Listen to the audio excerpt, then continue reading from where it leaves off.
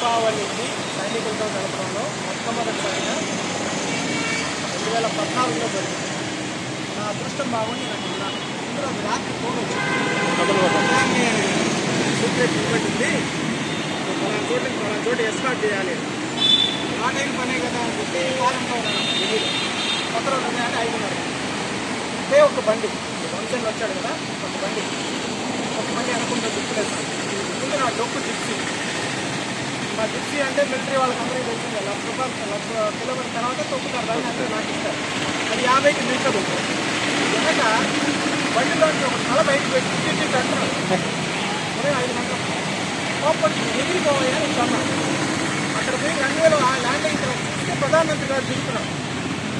SPC లేదు, ఢిల్లీ పోలీసులు చెప్పలేదు, నాకు తెలియదు. నేను ఎస్కార్ట్ చేసిన 2 కిలోమీటర్లు ఆటో వెనక వంచన బండికి వచ్చాక ఎస్కార్ట్ చేసి నేనే ఎస్కార్ట్ చేశాను. అంత సీక్రెట్గా జరిగింది. అక్కడ ల్యాండ్ అయిపోయిన తర్వాత ఇంటికి వచ్చిన తర్వాత ఆ విమానం కాల్ సైన్ కూడా ఎవరికి ఇవ్వలేదు. Indian prime minister landed at so అప్పుడు కాల్ సైన్ వచ్చింది. నాకు అక్క చెప్పినట్టు ఎవ్వరు ఊహించని విధంగా జరిగింది. అది అక్కడ జరిగితే ఈరోజు మనం గుర్తించుకుంటున్నాం. ఒక్క విషయం చెప్పాలని